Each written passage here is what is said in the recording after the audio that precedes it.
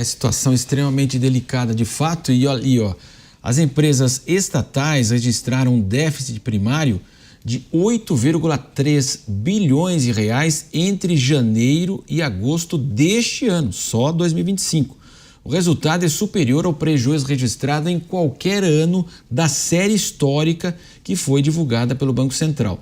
Segundo dados, em 2022, o superávit das estatais foi de 6,3 bilhões de reais e em 2023 o resultado foi revertido para um rombo de 2,2 bilhões, com o déficit chegando à casa dos 8 bilhões em 2024.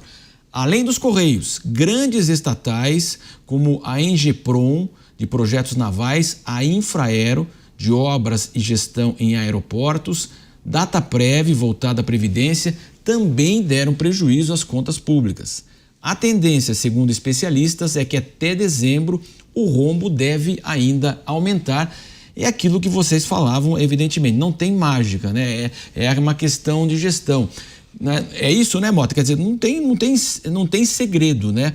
O Dávila bem colocou. Para que existe? Para, lógico, o cabidão de emprego. E existe uma grande diferença entre a nossa perspectiva e a perspectiva das pessoas responsáveis por esse rombo. Para elas, isso não é um problema. Aliás, isso não é nem rombo, né? Eu outro dia vi um vídeo de uma ministra explicando isso. Parem de usar a palavra rombo. Eu já expliquei que isso não é rombo. Olha, daqui a pouco eles vão dizer que o rombo é, na verdade, preenchimento, que lucro, na verdade, é prejuízo. A gente é que não está usando a palavra certa. Nos 8 meses de 2025, o prejuízo das estatais já superou o recorde anual. Olha, Brasil campeão outra vez, meus amigos. Ninguém tem tecnologia melhor para sumir com o dinheiro público. Outra coisa que o Brasil pode exportar. Mas o nosso espectador não deve se desesperar. Você, espectador, precisa entender como esse rombo é positivo. Entenda como isso é bom. Porque, olha, com esse prejuízo, o governo tem mais uma justificativa para aumentar os impostos. Esse prejuízo ocupa espaço das manchetes, espaço que seria ocupado pelo escândalo do INSS, pelos presos do 8 de janeiro ou por absurdos judiciais. Então, a gente tem que entender isso. Para as pessoas responsáveis pelo que está acontecendo, o prejuízo das estatais não é um problema, é uma vantagem. Dávila, eu me lembro que o Salim Matar foi ministro no governo anterior e foi incumbido justamente de fazer a privatização das empresas. Ele fez o levantamento, né? E logo ele deixou o governo em 6 meses, não levou nenhum ano para ficar à frente da pasta, porque ele garantiu que era quase que impossível fazer a privatização, justamente pelas pressões políticas, né? Eu me lembro que eles conseguiram a Eletrobras, mas também foi um parto, evidentemente. Então ele rapidamente entrou, saiu da iniciativa privada, veio com essa missão, não conseguiu, e é muito difícil mesmo, o poder político joga contra, né, Dávila? É verdade. Mas pouca gente sabe que, apesar disso, dezenas e dezenas de estatais foram privatizadas no governo passado. É porque dentro de uma Petrobras, Eletrobras e da Caixa, existem outras estatais. Isso é que nem praga, viu, Marcelo? Vai se multiplicando dentro das próprias estatais. E muitas dessas estatais, dentro das estatais, foram privatizadas, foram vendidas. Então, assim, não conseguiram vender as grandes estatais, como é o caso da Petrobras, né? Mas como você falou, conseguiu mexer na Eletrobras, só dentro da Eletrobras, antes da privatização, foram vendidas 4, 5 empresas debaixo da Eletrobras. A mesma coisa aconteceu na Caixa e na Petrobras. Então, mas isso não é notícia, né? Porque as pessoas só pensam que a Petrobras é a Petrobras. Não, da Petrobras existem dezenas de outras estatais. Então, evoluiu. Essas que passaram debaixo do radar do Congresso Nacional conseguiram ser vendidas. Agora, as grandes que estão em evidência não foram privatizadas. Principalmente os Correios. Estava tudo pronto para vender os Correios em 21. O Correio estava superavitário. o governo já tinha enxugado bastante a gestão.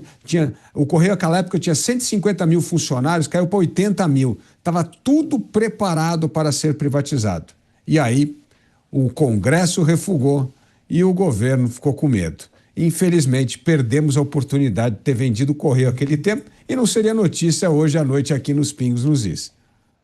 Quando a gente fala, né, Palumbo, de toma lá da cá, você também citou há pouco aí, a gente observa o seguinte: agora, com toda essa questão política, né, de partidos saindo da base, o que aconteceu primeiro? Então os traidores agora vão perder os caras. É isso, né, Palumbo? Tá nítido. Antigamente tinha um verniz na política que escondia isso. Agora tá claro, não votou contra, vai sair, vai perder os cargos na Caixa. É bem claro hoje em dia, né, Palumbo? É tão claro quanto a luz solar. E eu vivenciei isso várias vezes. Posso até citar um exemplo. Quando eu era vereador aqui em São Paulo, em que finado Arnaldo Faria de Sá, que foi deputado federal, depois se elegeu vereador, ele tinha uma das subprefeituras na Zona Sul, salvo engano, a do Jabaquara, e ele sempre foi um defensor ferrenho do funcionalismo público, dos funcionários públicos, e se recusou a votar contra os funcionários públicos. 2, 3 dias depois, caiu todos os seus cargos. Isso acontece, é escrachado, não é novidade para ninguém. É por isso que quando a gente vê algum político ligado a determinada área, a segurança pública, por exemplo, votando contra os seus pares, é porque tem interesses por trás disso. São interesses, inclusive, de cargos. E depois essas pessoas que estão em determinados cargos vão trabalhar para quem na reeleição deste político? Hoje a coisa mais rara na política é você ter um parlamentar independente, que não tem cargo em esfera nenhuma. Isso é raridade na política. É por isso que a gente fala que tem um voto de cabresto. O governo joga uma pauta, se você não votar, você vai perder os seus cargos. Se você criticar, você vai perder os seus cargos. Posso citar também um exemplo próprio. Me tiraram da Comissão de Segurança, sendo o único deputado federal da Segurança Pública, do meu partido. Eles me tiraram, simplesmente porque não gostaram de uma determinada atitude minha. Depois acabaram me voltando porque eu me insurgi contra isso. Seria mais ou menos como tirar um médico da Comissão de Saúde e não ter outro parlamentar médico. Então a política tem essas estratégias para o mal, claro que é para o mal isso. E quem paga a conta, mais uma vez, é a população que sequer sabe disso. Eles não entendem. Como que um profissional da segurança pública vota contra os policiais? Como que um parlamentar que é médico vota contra a classe médica?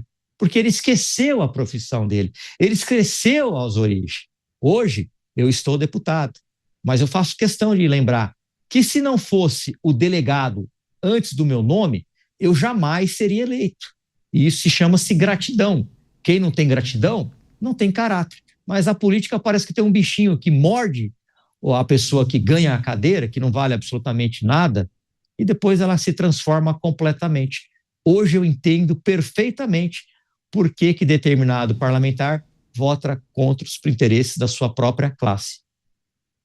E além de cargos, essas situações que você colocou, Palumbo, também assim, de repente você faz um projeto excelente, mas a sua postura, o seu projeto não vai andar de jeito nenhum, não, esse aí não vai andar. É por aí, não é? Isso. É exatamente isso. Eu converso com parlamentares da direita, converso com parlamentares da esquerda, porque a gente tem que entender, o político ele tem que entender que o destinatário final é a população. E como eu havia dito no começo do programa, eles estão um pouco se lixando para essa guerra ideológica entre extremistas de direita e esquerda.